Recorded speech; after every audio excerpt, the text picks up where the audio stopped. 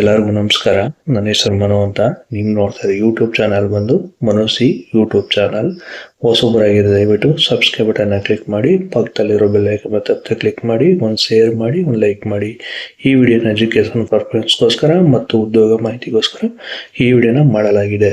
ಏನಪ್ಪ ವಿಚಾರ ಅಂತ ಹೇಳಿದ್ರೆ, ಏನು ಹಾಸನ KSRTC ಟ್ರ್ಯಾಕಿಂಗ್ ನಡೀತಾ ಇದೆ. ಅದು 27ನೇ ತಾರೀಕು ಟ್ರ್ಯಾಕಿಂಗ್. ಸುಮಾರು ಜನಕ್ಕೆ ಅವತ್ತು ಆಗಿರಲಿಲ್ಲ, ಅಂದರೆ ಏನೋ ಪ್ರಾಬ್ಲಮ್ ಆಗಿ ಸ್ಟಾಪ್ ಮಾಡಿದರು.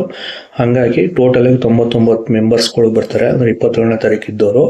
ಆದರೆ ನಾನು ಅದ್ರ ಬಗ್ಗೆ ಇನ್ಫಾರ್ಮ್ ಕೊಡಿ ಸರ್, ಯಾವ ಡೇಟಲ್ಲಿ ಮಾಡ್ತಾರೆ ಅಂತ ನೀವು ಕೇಳಿದ್ರಿ.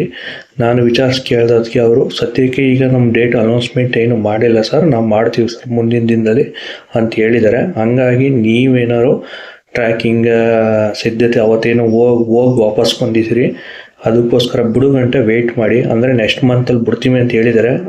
ಅದಕ್ಕೋಸ್ಕರ ನೀವೇನು ಮಾಡಬೇಕು ಅಂದರೆ ವೆಯ್ಟ್ ಮಾಡಬೇಕು. 99 ಜನ ಲೀಸ್ಟನ್ನು ಅವ್ರೇನು ನೆಕ್ಸ್ಟ್ ಲೀಸ್ಟಲ್ಲಿ ಬಿಡ್ತೀವಿ ಅಂತ ಹೇಳಿದರೆ ಡೇಟನ್ನು ಏನೋ ಜನವರಿ 4ನೇ ತಾರೀಕು ಅವ್ರಿಗೂ ಐತೆ.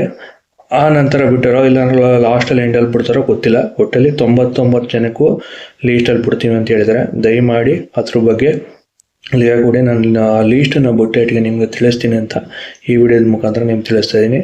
ಜೊತೆಗೆ ಹೊರತಾಗೆ ಏನಾರ ಈ ವಿಡಿಯೋ ನೋಡ್ತಾ ಇರೋರು ಸಬ್ಸ್ಕ್ರೈಬ್ ಬಟನ್ನ ಕ್ಲಿಕ್ ಮಾಡಿ, ಪಕ್ಕದಲ್ಲಿರೋ ಬೆಲ್ ಐಕಾನ್ ಮತ್ತೆ ಕ್ಲಿಕ್ ಮಾಡಿ, ಒಂದು ಶೇರ್ ಮಾಡಿ, ಒಂದು ಲೈಕ್ ಮಾಡಿ. ಧನ್ಯವಾದ.